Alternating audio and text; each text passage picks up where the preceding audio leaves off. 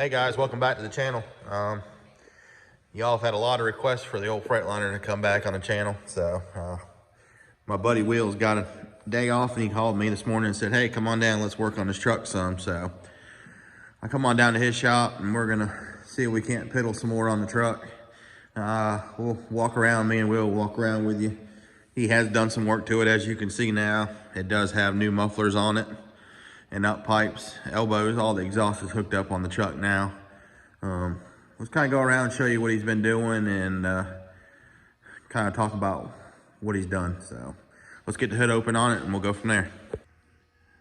All right, so we pulled the hood open on the old Freightliner and Will's here with me. And just before we start telling you everything that he has been doing to the truck since the last time you've seen it, I've had a lot of people say this is a Cummins motor. This is not a Cummins motor. This is a Caterpillar. It's a 3208A model. A model motors come that were white. Or 3406A, I'm sorry. As you see, it does clearly say it's a Caterpillar on it. I mean, the sticker's on the other side. I believe it's on top. I can't remember. There's, is it on the valve cover? Right there is the sticker for it. So just to clarify that with everybody of what the motor is, I have a lot of people that are commenting and saying that's not no Cat, it's a Cummins.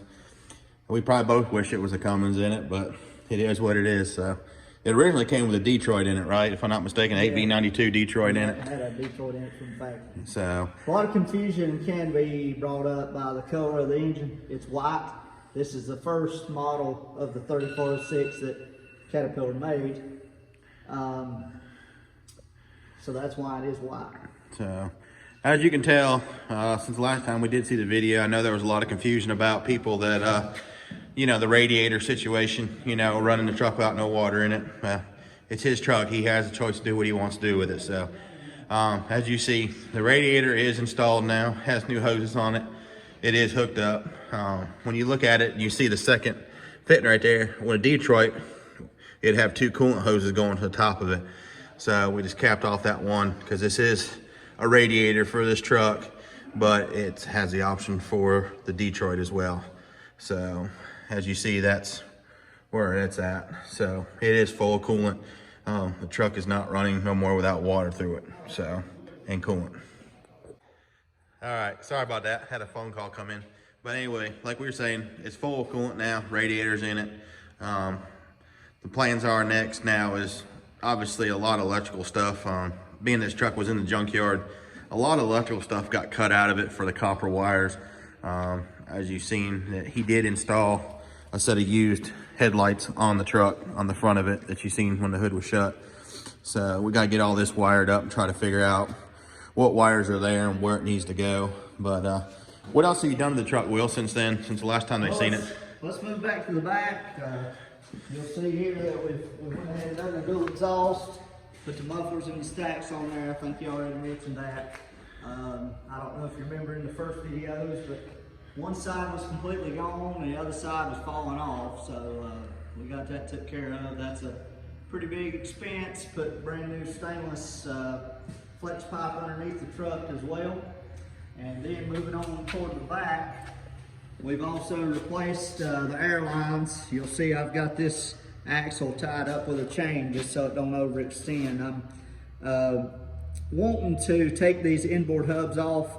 We're going to switch them over to the new style hub. That way we can run a newer style wheel on the truck and be a whole lot easier to change brakes and stuff. But I got 4 new airbags on the truck. You can come on around to the back. That was a pretty big goal that we wanted to achieve. We've got that light panel there we're going to put on. That'll be the brake lights and stuff. Got to cut all this old stuff out. But I've also put new air valves on it. Put a brand new leveling valve on. And we've got this here. This is your brake valve for the brake chambers. Also installed 2 new lockdown brake cans underneath. So we're getting there. I think the truck's worth fixing. I've got a bunch of parts ordered now. We're waiting on them to come in. What do you have ordered, Will? Just so you kind of let them know what we got going on coming up. One of the air tanks on the truck is rusty. It's got a little pinhole in it, so it leaks. And instead of trying to weld it up and have problems later on down the road, I went ahead and ordered a new one. So we're gonna put the new air tank on. I've got brand new LED cab lights coming. We're gonna add a few cab lights. I know chrome don't get you home, but I like the lights and I like the chrome, so we're gonna add some to it. It'll have 7 lights across the top instead of 5. Let's go over here and we can show them. But before we go up front, I guess you did order all new LED lights for the panel too, correct? Yeah, we got LED lights for the panel coming. Okay. Got the lights for the cab, got the air tank holders. Okay, as you see, he's got new supply in return for the trailer. Sitting here, we need to get installed on there. I guess glide hands are in the box. Yeah. Okay. But as he was talking about the cab lights, if you don't know, look above the top of the truck. You can see there's 3 in the middle and 1 on each side. So I guess we're gonna add 1 in between. Yeah, there'll be 5 in the middle and 1 on each side. So we'll leave the air horns where they are. Okay. I think we've got room to add 2 more in the middle. All right. So that'll just kind of fill the cab up and give it that wide, low look. Okay. That makes sense. Okay. So yeah, so pretty much we gotta get that wired in once, but as you can tell, the truck does not have a headliner in it right now. We done removed it because of the air leaks of people cutting the valves out for the air horns and stuff in the truck. So it has been removed. So I told him we'll go ahead and wire everything up on the cab lights. We did find a donor truck. That's where the radiator did come from. And we did save the plastic molded, what would you call it? I guess the top headliner. So that's where your radio goes in, your CB and all that. So I told him, I said, we'll get it all wired up, then we'll put that panel back in there so that'll finish out the inside of the roof of the cab. Obviously you need windshield. It's still cracked, but today we're gonna focus on a lot of the wiring. I'll kind of walk through what we find out's wrong with it. Like I said, it does have a new key switch in it, push button start. It does have a manual fuel cutoff on it because it is a manual motor. Just a lot of little panels. Everything just needs to be tightened up and buttoned up and just get everything back working. I mean, we're ready to put this truck on the road and hopefully, you know, go for a test drive in it and let you all experience it with us. So just hang tight with us and let's figure out what we're going to get into first. I think it'd probably be the headlights on the front because we need to wire them up and trace the wires back in the cab and find the switches that run them and everything. So we'll show you how to do that here shortly. All right, guys, we're inside the Freightliner. We've been dealing with a lot of electrical issues, as you see. As me, I took it upon myself to rip out all the wires that weren't factory in this thing because it was gobbed up with wires attached to wires attached to wires. And it was pretty scary, so we're trying to work our way through it. So it's just too much to record to try to figure out all the wiring and problems that we're having with electrical stuff. But we're slowly getting there. We got clearance lights working now. We got the Jake brakes wires figured out. We're just going through everything. So Will just got a shipment in of lights for his clearance lights. So as you see right now, there's the new lights he's got. They're full LED lights. We're gonna put what, 7 on the roof? Mm-hmm. We're gonna do 7 lights on the roof. As you see, they're rivet. I guess they're inserts through the roof. One right here, one right here, and then there's a ground screw right here for it. And the power wire comes in right here to tie into them. They are rusted in there pretty bad, so we started going ahead and cutting them out. Just cutting them or repairing channel locks and just kind of helping work because they're flathead screws and they've been exposed to the weather for a long time. So what we're doing is we're going to probably try to run the grounds back out of here and use the holes on the outside where the existing bolts come back through to hold the light in to ground them. So that's what we're going to try now, see if we can get one installed. Well, that wasn't too bad. Kind of see the difference now. Over in the middle, we've not got to those yet, but we got one replaced. Here's what we're putting on. This is a brand new 17 LED cab light. Some people may think we're crazy putting all this money into it. It does cost, but you put these LED lights on, you don't have to worry about these bulbs and stuff. These cab lights can give a lot of trouble, so get this thing on the road, get power to the lights, we'll be good to go. Probably won't have to fool with them again for a long time, but now you can see the difference.